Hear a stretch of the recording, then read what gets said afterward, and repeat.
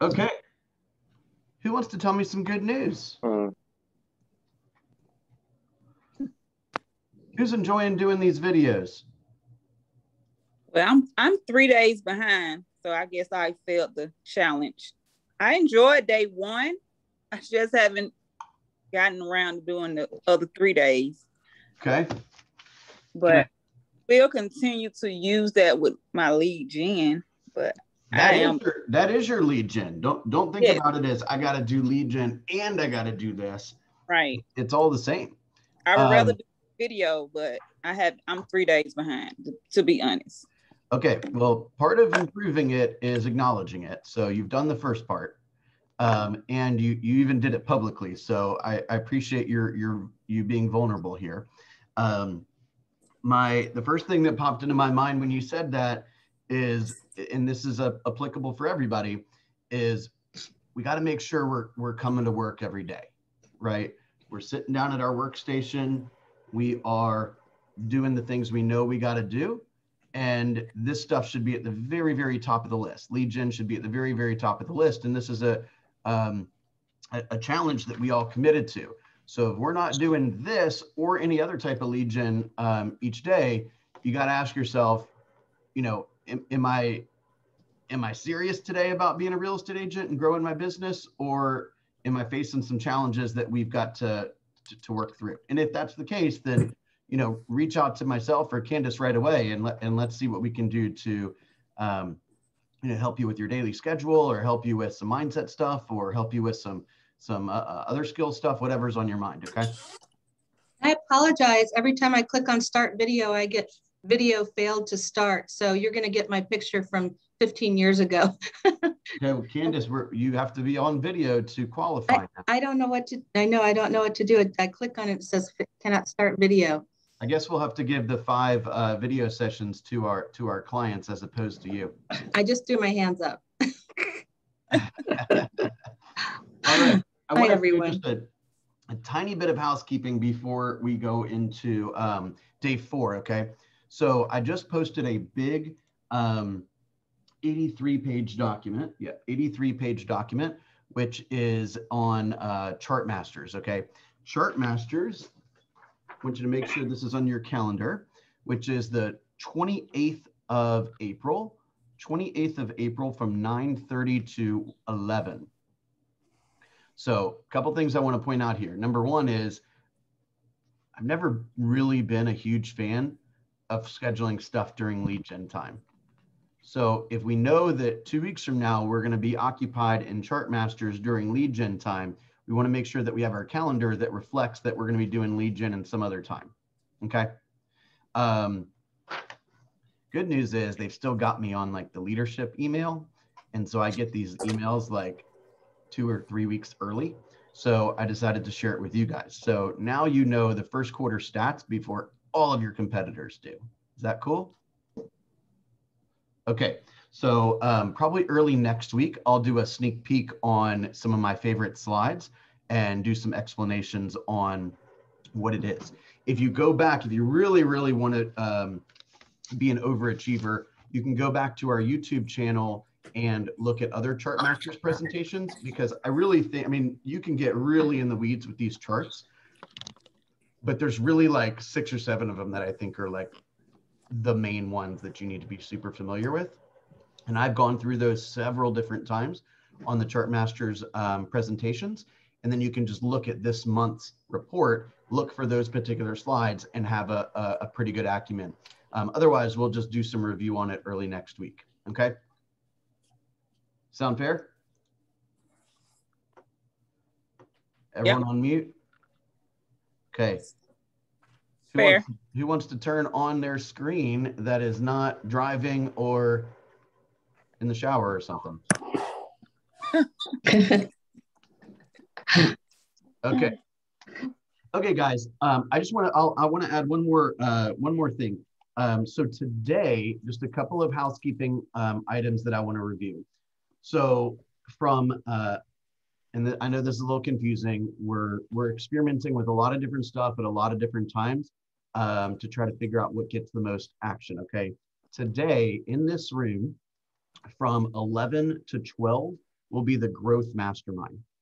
From 11:15 to 12:15 in Candace's room will be the launch mastermind.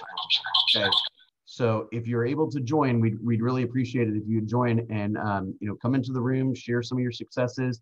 Let's talk about what you're struggling with, because the people in the room with you are probably going through the same stuff. From 12:30 to 1:30 in my room is going to be an orientation.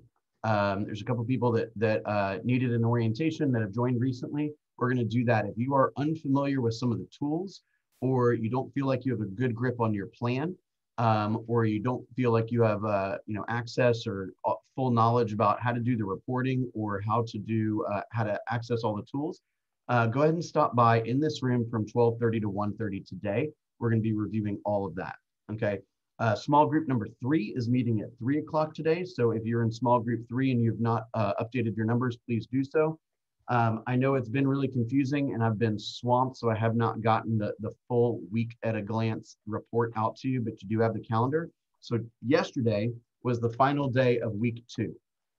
So please take a moment to go back and make sure everything is updated for week 1 and week 2. The main thing that I'm seeing so far, if I can be real candid with you guys, is we are a good bit over goal on appointments held. So I want to first off recognize that, okay? You guys, it takes a lot to get an appointment, right?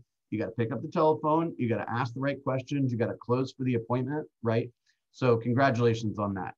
What I am seeing though is that so far for those that have reported, we have 28 appointments and only 5 listings taken. Only 5 listings taken. What I would consider to be the industry standard is about 75%. Our group has been a little over 50% lately, or over the last couple months, but 5 out of 28 is telling me one of 2 things is happening, or one of 3 things is happening.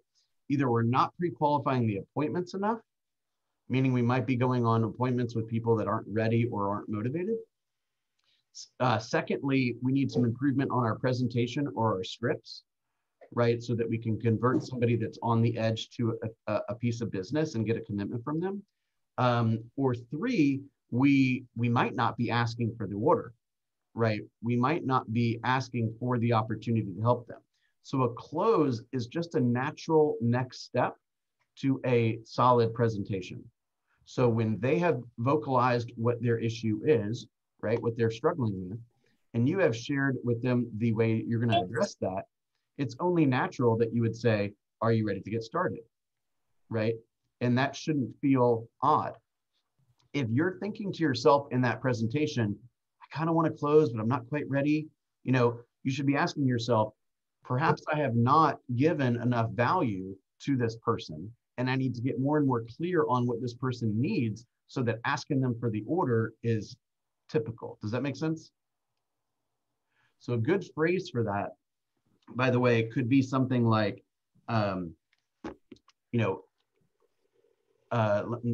there's a lot of different situations that you could use this, but you could say something to the effect of, is there anything else that you'd like to review before we get started? Do you have any other questions before we get started? So that's an assumptive phrase. You're saying, I'm assuming we're going to work together. I'm assuming we're going to get into a relationship together. I just want to give you the opportunity to clear up any questions or concerns or issues you have before we formalize it, right? It's kind of a bit of a soft close, right? Is there anything else you'd like to review before we get started? Do you have any other questions before we get started?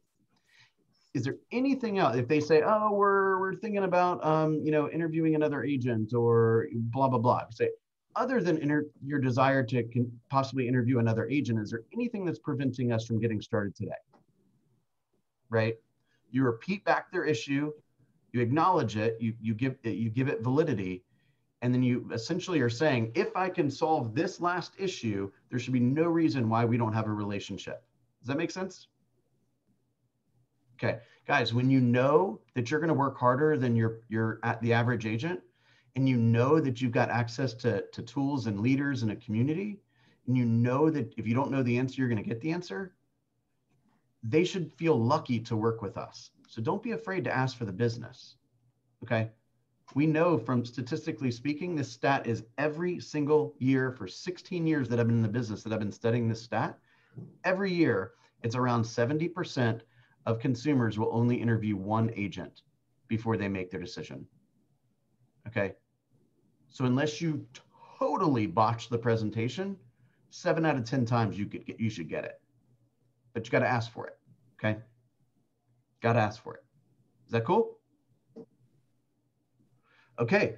Candace, you're up. Hi, everybody. I missed you yesterday. How did it go? You can come off mute. We failed miserably without you. I love you, Corey. I'll pay you later. But did you all do your videos? Were you able to do your video with the hook, aligning your feelings, developing the 3 or 4 points around it? I know Liz did it because I saw hers. Was anybody else able to craft one of those, even if you didn't publish it? Nope. Okay. All right, guys, come on now. Candace has been Bill working look real good. hard on this presentation. At least respond when she asks you a question. I did not get to mine, Candace. Okay. Are you all going to do it today? I'm going to try. Okay. Yeah. Wait. Whoa. I'm gonna do it. There is no try. There is just do. It's like eating a meal. You're not going to try to have lunch. You're going to eat lunch because it's got to get done, right? Gotcha. Okay. You're not Yes. going to try to go to the bathroom. It's got to get done. It's like you got to do lead generation. You got to get it done. Gotcha. Understood. I'll get it done. Right. Remember, sometimes we have to do things that we don't want to do, but you got to get them. You got to do it because your business is not going to move forward. Like, Right. Here's a good example. Let's say I own a restaurant and I don't like to clean up after people when they just finished their meal.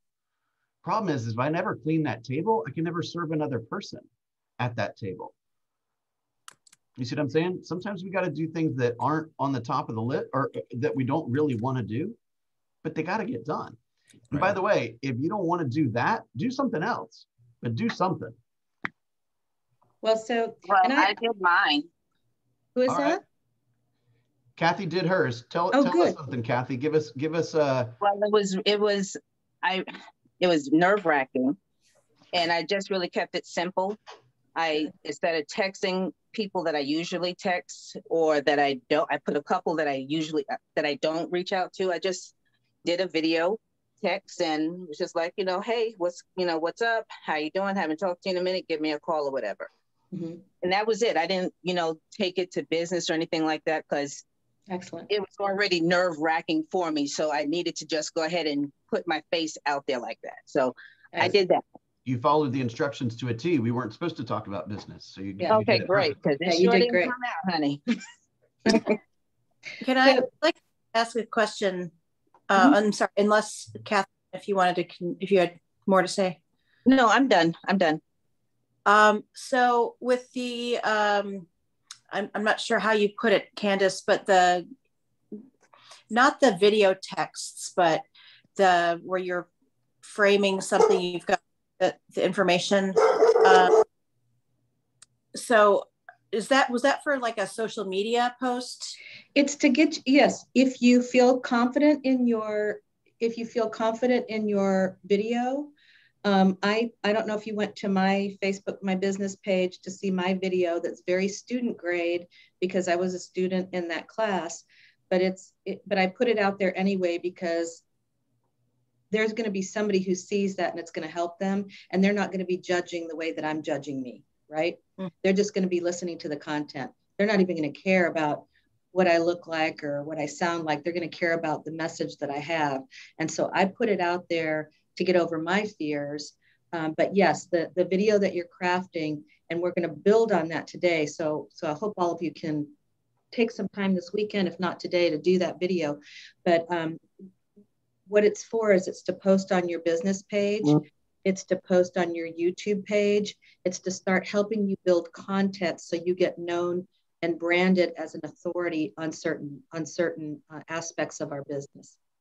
So, and I'll just I first want to talk about mindset, and then I'll talk about what that content looks like. But I had an epiphany yesterday of mindset. You know how I always say, don't believe everything you think. Well, I was working on the farm yesterday, and the first part of the morning was really easy because we were harvesting, and that's just picking, cutting Swiss chard and cutting some leaves off, and it was pleasant. And then all of a sudden we had about 2 hours left, and Farmer Floyd said, okay, now we're going to do some field work. And I went, ooh, because that's always heavy, hard work. And it was hot. And we were also had been bending over all morning. So then we get these big, it's called, I think, a pole fork, and it's a pitchfork that has a bar over it. So it's wider, and then it has 2 handles, one on either side. And you step on each side of the bar, and then you rock it back and forth in the ground and lift it. And the thing by itself weighs about 30 pounds. And so I looked at the length of the row that I was supposed to be doing, and I thought, there's no way I can do this. And I kept wanting to give up. And then all of a sudden I thought, oh, wow, okay, when are you going to start practicing what you preach? And I thought, it's just my mind telling me that I'm hot and I'm weak. My body can do whatever it thinks it can do, right? So I changed my mindset around that, and I thought, I'm just going to go 12 more times, and then I'm going to see where I am, and then I'm going to go 12 more times. And I finished that row. I didn't think, at the beginning, there was no way that I could have finished that row with the mindset I had. So I'm just giving you, and to do the videos is just mindset. It's just not believing what you think you believe about yourself, or that you're not good enough, or that your video is going to be lame. It's just doing the work because you can do it. You have every single thing inside of you. You have the intelligence to have passed your test. You have the intelligence to show up here. You have everything you need to do this. And yes, it's going to start probably in a way that will improve over time. And you'll look back at your first ones and you'll be like, oh my goodness. But after a while, if you keep doing this, you're going to improve to the point where you're going to impress yourself. I promise you. Yeah. And that, another tip is, like, if you're feeling a little uncomfortable about kind of the formality of it, so to speak, right? Then do something that's a little bit more casual, like Mary, for example, did yesterday, right? She was in her car, she was in activewear, she had a great story. She had a very kind of a subtle way of saying that she had a major success, right? She's helped a family, it's moving day, right? Yet she came across in a way that was professional and caring, yet it wasn't formal. It wasn't like, the lighting is perfect and my tie is right and all that. It was like, hey, I'm a human, I'm successful, I help a bunch of people, and I can help you. That's a very nice way of saying I was a hot mess. I don't think you were. I don't think you were a hot mess. I loved it. I don't think that. I love that, Mary. By the way, my clients, absolutely, it floored them. I've always been known, 30 years in retail management, been known for over the top customer service. And when I did that yesterday, my clients were just like over the moon. They're like, we cannot believe you're out here doing this. Because it was hard work all day. It was physical work, but I had a great time, Plus I was keeping everybody, I was all happy, and let's get this done. They called me the Energizer Bunny. So I kept everybody upbeat, we got, we're going to get this done. And it kind of came about, my client had called me last week and she said, Mary, I can't get this done on time.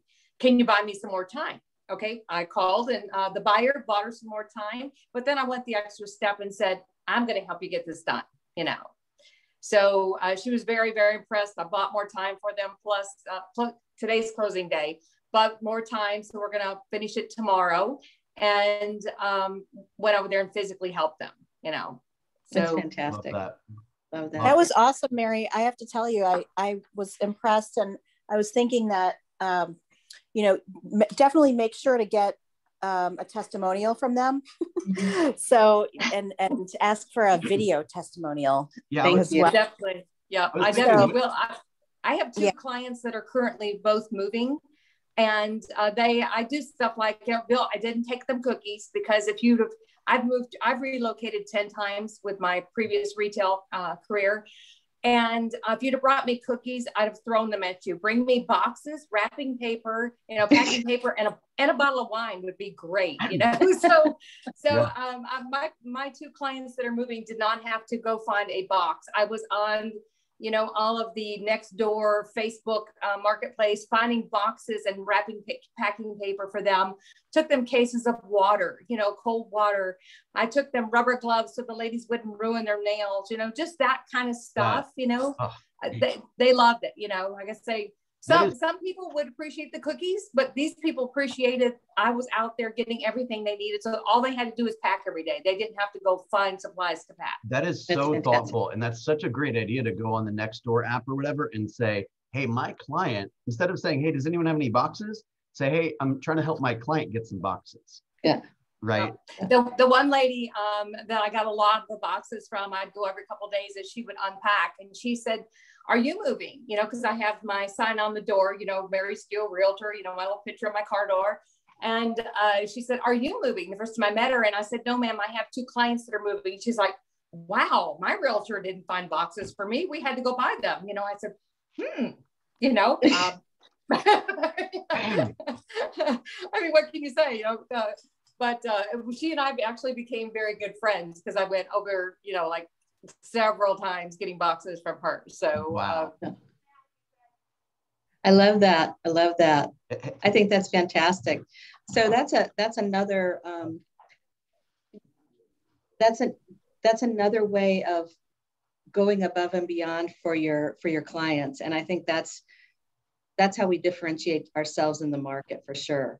I think that's powerful. They will remember that. Can I just add one more thing? I'm sorry, I can't contain myself. This is wearing a tie. That I am. I said to myself, I'm a little behind on my goals. Okay.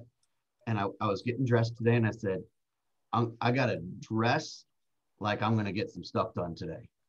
Right.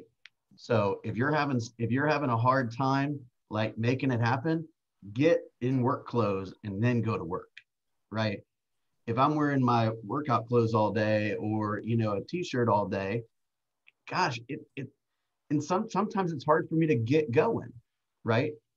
I got to tuck my shirt in and like put some dress shoes on and know that I'm here to get some work, some stuff done. We did an exercise, and we can spend a little bit more time on this in another day, but we used to do an exercise where we talked about the lifetime value of a client. Okay. Candace, I'm sorry, this is worth it. It might be a 6-day challenge. It's okay. It might be a 6-day challenge, right? We can be flexible. Right. This is worth it. Okay. Think about this for a second. These are stats that NAR puts out. Okay. They say that the average person will buy their first house around 28, 29 years old. Okay. So and then they also say that they move every, let's just say 8 years. Okay. The number keeps going, it's kind of sliding up a little bit, but it's around 8 or 9 years right now. So the average person buys at 28, they sell and buy at 36. They sell and buy again at 44. They sell and buy again at 52. They sell and buy again at 60, right? And then they probably, let's say, sell and buy their retirement home at 70 or something like that, right? Meanwhile, if you've helped, and by the way, most of those are typically at an increased price, right? So then what happens is you're helping these people build wealth throughout their lifetime. And so would it be crazy to think that they could make an investment in a rental property, let's say once every 5 years, if you show them how to do it? Is it crazy to think that they could own, 4 or 5 investment properties because their real estate advisor has shown them how to build additional wealth through real estate?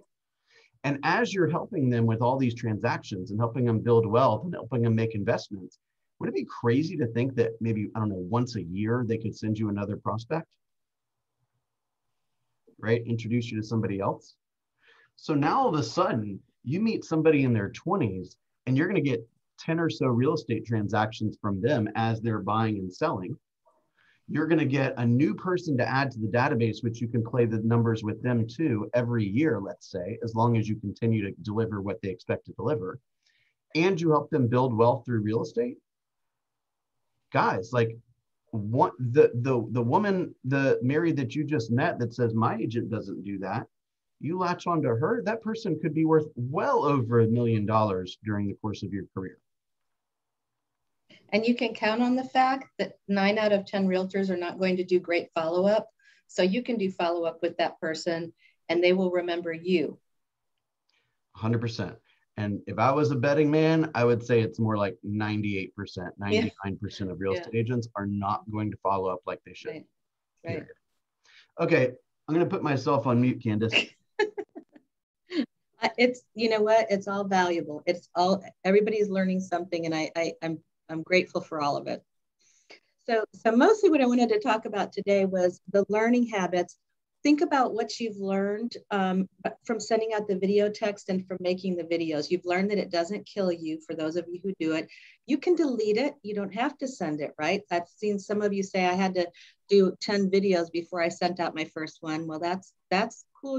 You have complete control of this particular lead gen. It's not like the old days of answering machines when you'd leave a rambling message and you'd think, oh, I wish I could just delete that. And there's even movies around that where they try to break in and get the answering machine because they left such a lame message. Well, these are not like that. These are really, really safe. You can practice your videos. If you get one you like, publish it. If you don't get one you like, keep going, right? So you're in control of this. And I think that takes away a lot of that fear. The other thing is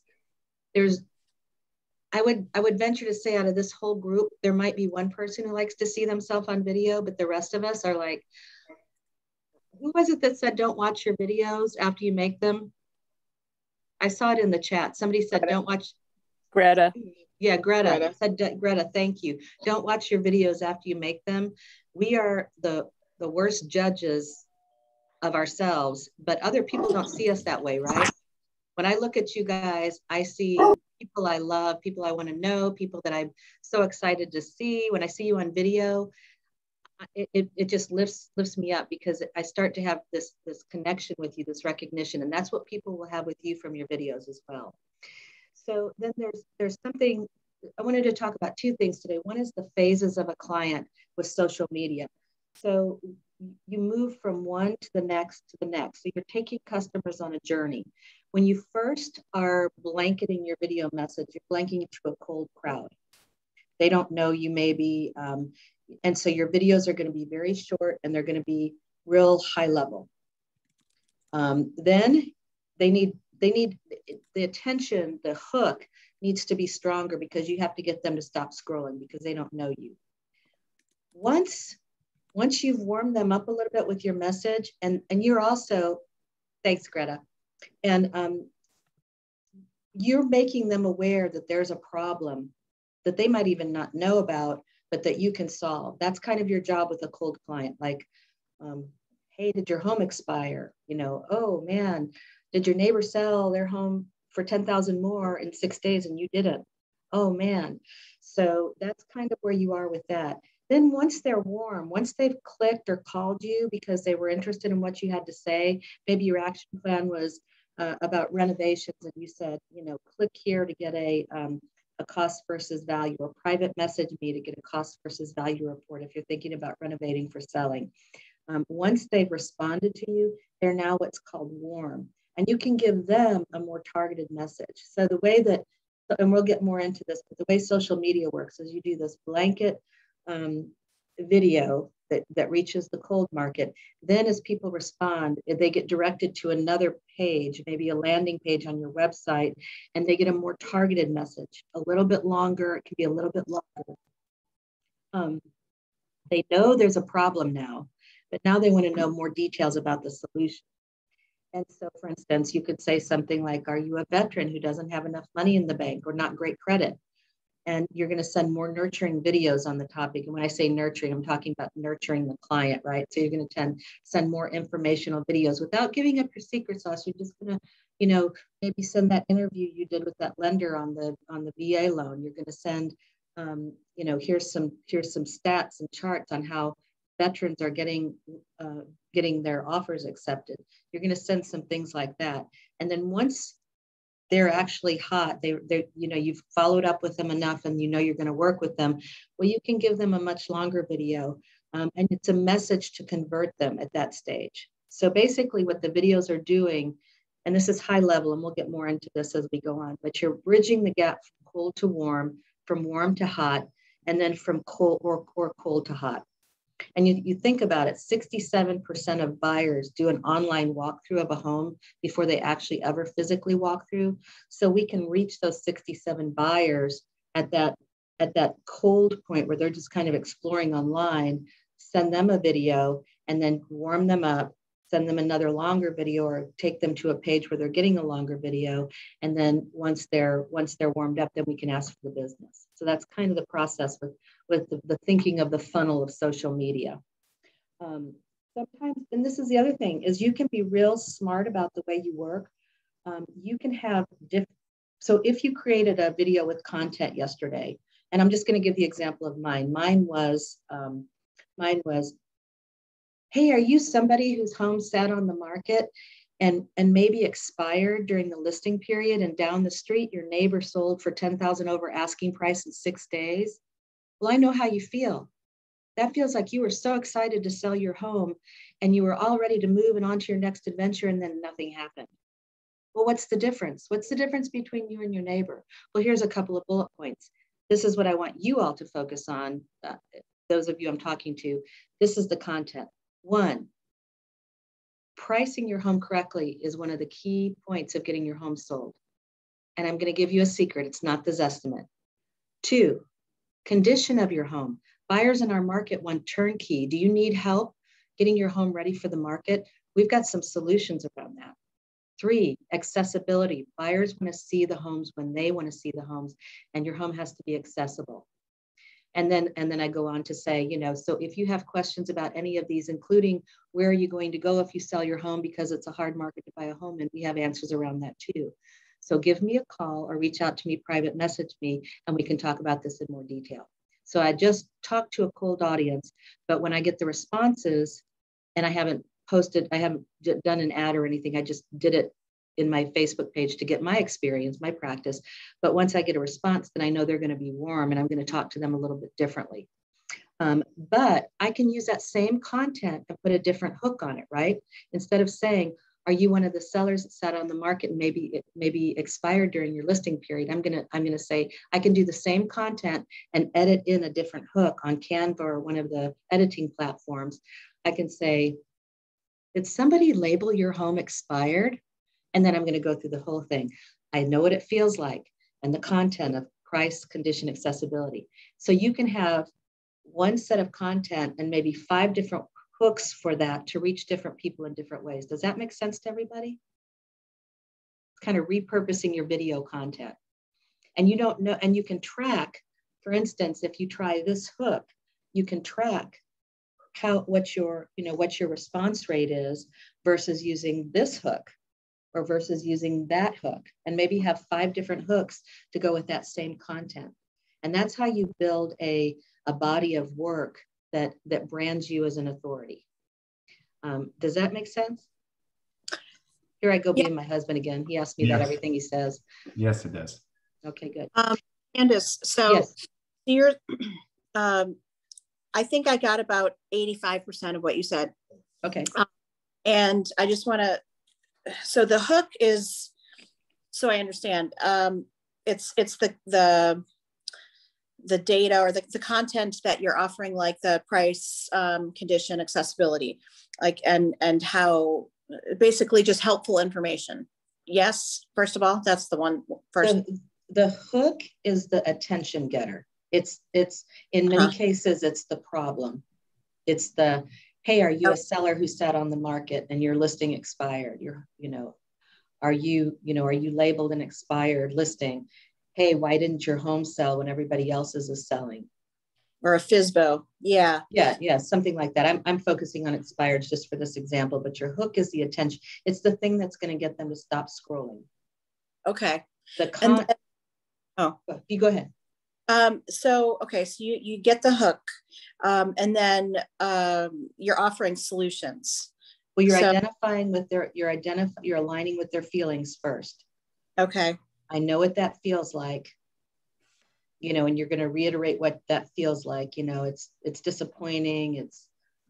you know, it's difficult because you're excited about selling your home. It's difficult because you made an offer on a home and you thought you were going to get accepted because you went in way over asking price and then you didn't get accepted. It's identifying with their problems, and then the content comes. Okay. So what do you recommend for coming up with like a schedule?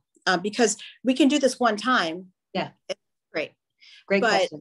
But we need to be, you know, we need to be strategic about how we put ourselves out there. Like, it's great to, you know, try this and all that, but content wise, and, you know, with the pain points or the hook, you know, as a new agent, that's something that I need help with. Like, how do I, you know, set that up? Are there any resources that we can go to rather than just whatever we go to YouTube and look up realtors and see how they do it. Go to different realtors' Facebook pages and see how they do it. You know, there's no inventing the wheel here. It's looking at it, see how somebody does something and then tweaking it to make it yours. Or if you see a way to make it better, make it better. Right. So that resource is out there, and you can Google videos from top realtors. Okay. Or YouTube videos from top realtors. There's always great resources out there for things like that. And yes, we're going to get into, and Bill, I haven't even presented this to you yet, but the marketing calendar is something that we can talk about maybe next week or in one of the classes. So yes, you're absolutely right. Doing this one time is not going to be enough. It's consistency, and consistency in the marketplace is what's going to get you known. Because what we want to have happen is everywhere people go, they see your face.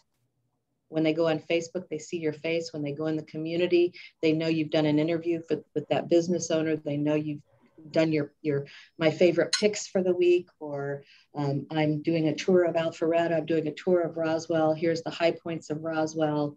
Here's some, and then you can put in links to, you know, the different Chamber of Commerce or the tourism sites, so that you're starting to get branded as an expert in Roswell or Alpharetta or Cumming or wherever it is you work, and you're focusing on that. And then when you go on listing or buyer appointments, people are going to be like, oh, I saw your video. That's the goal of this, so that you're already a known entity and people feel comfortable with you.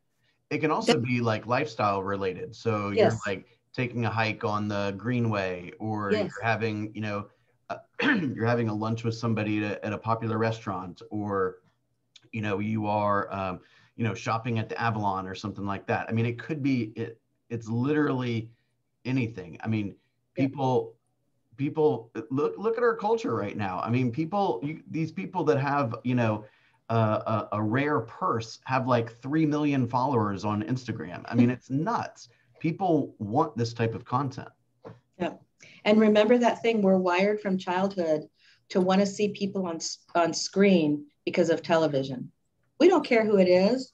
We don't care if it's the gecko on, what is it, Geico Insurance. We don't care if it's that little lizard.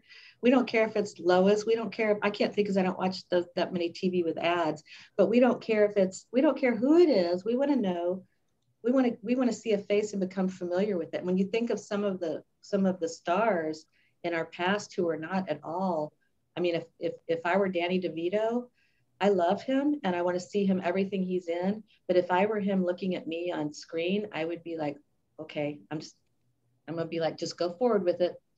So we do not have to be movie stars. We just have to be who we are, and people will respond to that. So if you've got that judge in your head saying, oh, I don't look right, I don't sound right. I mean, when I do my videos, I sound like a 12-year-old girl. I don't sound like anybody's realtor authority, but I'm not going to let that stop me, because guess what? People are responding. So there's a book resource. So I want you to think about same content, different hook. Everything else about the video is the same. You can edit in a new hook, right? And we'll talk about editing as we go forward as well. But there's a book resource, and it's called The Irresistible Pull of Irrational Behavior. I love that title, by Ori and Ram Brafman. And they talk about, why is it so difficult to sell a plummeting stock or end a doomed relationship? Why do we listen to advice just because it came from someone important? Why are we more likely to fall in love when there's danger involved? In Sway, renowned organizational thinker Ori Brafman and his brother, psychologist Ron Brafman, answer all these questions and more. They draw on cutting-edge research from fields of social psychology, behavioral economics, organizational behavior, and they reveal the dynamic forces that influence every aspect of our personal and business lives, including loss aversion, our tendency to go to great lengths to avoid perceived losses. The diagnosis bias, our inability to reevaluate our initial diagnosis of a person or situation. That's why that first impression in a lot of cases when you meet somebody is so important. And I can't tell you the times I've met, like yesterday in the grocery store, coming home from the farm. I have Irish skin, so I'm beet red, of course. And I'm in the grocery store with dirt all over my knees and my shoes, getting something to drink. And of course, I see people I know and I'm just cringing, but you know what? I guess they just think I don't know, I have a dirty business or something. And then there's a chameleon effect, and it's our tendency to take on characteristics that have been arbitrarily assigned to us. That's wild, isn't it? Somebody says, oh, I think you're like this. And then somehow we just start to become like that. So anyway, that's a great book to read. It'll give you some more insight into how the thinking is behind the aspect of social media. So we're running out of time. We're getting into day 4 homework. Do your check-in and PC help or PC announcements. Do your check-in video. That's a short one, just saying, hey, did my 10 video text. Do your 10 video texts. If you've done this all along, you should be at 50. You should be starting to get some responses. People that want to meet for coffee, people that want to have a phone call. It doesn't necessarily mean they're business appointments, but it's relationship appointments, right? And then you want to do the same video content. And if you didn't do your video yesterday, just practice your video. You don't have to publish it. Just practice it for yourself. Do your hook, align with their feelings, do your content, and then do your call to action. And your call to action could be as simple as private message me or call me for more information. And if you have done that video already, do the same content, but do a different hook. And just repeat what you did and do the different hook. So that's your video. Are there any questions about your homework for today? And yes, Corey, I think that was a great observation that it's wonderful to go out and just see how other realtors are doing this. You can also go outside of the real estate field and just see how people who are in sales are doing things like this. People are providing content, but I think going to top realtors who are posting videos on YouTube might be really helpful. Yeah, I hear what you're saying. I think each of us is, as business owners, is going to be responsible for creating the content. Mm-hmm. That takes time. And that really, you know, like Bill talks about all the time, we have all these different hats, and that's like that's a marketing hat. Mm-hmm. And that is something that people who are not used to doing that are going to, I'm just saying, like, to do it well, you're going to have to put some very good thought around it and organize it well and make sure it's current and reliable data, because people want to know where are your sources. So for me, that's, you know, when you were saying, like, go check out YouTube videos, that's great. We can see how they do it, but what we're doing, what the content that we're actually putting out there is what I'm talking about. So you really only want 2 or 3 bullet points. You don't want to go into a lot of detail. This is similar to making a cold call to a FSBO or an expired. You just want to get the appointment. You want to get the response. And then you'll talk to them and, you know, let's go find you a home, or let me come over and I'll help assess your home. So, and that's something that we can help you with. But for this, you just want bullet points. And the bullet points are going to be the same for everybody, to be honest. I mean, we know that why a home doesn't sell is price, condition, accessibility, right? We know that the reason multiple offers aren't getting accepted because there's so much competition, because it's terms more so than price. It can be option money. So you really just have to be responsible for a few bullet points in your video. You do not want to go into too much detail. Okay. A good example of that would be, well, I just sent my the morning topics to my assistant, so we should have the calendar for next week real soon. But one of the things that I was going to do is Monday talk about chart masters. So it might be something like, you know, it's a hot market out there, and over half of the properties are selling at list price or above list price. However, there's still 17% of sellers that aren't successful selling. Want to know why that's the case? Want to make sure that's not you? We need to talk, right? It's not like, here are the 17 reasons, because then your video is going to be 5 minutes and nobody's going to pay attention to that. Right. And guess who's going to respond to that hook? That's going to be engineers, accountants, people who think mathematically. So that's also an excellent alternative hook to the warm fuzzy hook, you know, of, oh, I'm so sorry your home didn't sell. So that's a different way to reach a different group of people, which I'm serious. It's really valuable. It's funny that came from my mouth, and your comment came from your mouth. Yeah, I know, right? Well, but that's true. And actually that made me think, you know, how can we design the information that we provide to appeal to different segments of the disc profiles? Yeah, absolutely. Yeah, so that can be your different hooks, right? That's a great comment, Corey. That can be your different hooks. You know, for a D, you want somebody who's action. So you want an action hook. I can get your home sold. If your home didn't sell, I can get your home sold. Yeah. For an I, save time and energy, we need to talk. There we go. Right. And I would be, hey, you want to hang out all day and talk about the market? I got tons of stuff to talk about. I know. Right. Yeah. And a C would be, look at this presentation. We can go through every single page if you want. Right. That's so good. That's so good to identify that. You got to be able to talk to people the way they want to be, the way they want to receive the information, right? And that's why we study personalities, and we've gone into this a little bit before. But if you go into somebody's home and the whole home is decorated with, you know, this, you know, hole-in-one certificate, and this college diploma, and this plaque, and blah blah blah blah blah. I'm not trying to make a judgment here, but it's up there for a reason, right? They want to talk about it. They want some type of recognition. That's why it's there. I'm not saying they're good people or bad people, but if you miss that opportunity, then you miss an opportunity to build rapport with them, right? If you know somebody is an engineer or a mathematician or something like that, and you don't talk their language, which is stats, market, you know, trends, these kind of things, they think you don't know them. You see what I'm saying? If a high I who just wants to talk your head off, you know, is talking at you and you're just like, okay, let's move on. They're like, this person's not fun. I don't want this person to be my agent. You see what I'm saying? And most important, I think right now, just do the video. You're going to get better, but if you never start, you won't ever get better. And if you decide that social media is not something that you want to do, that's cool. Just find something else. But if you're going to attempt social media, get started on the videos.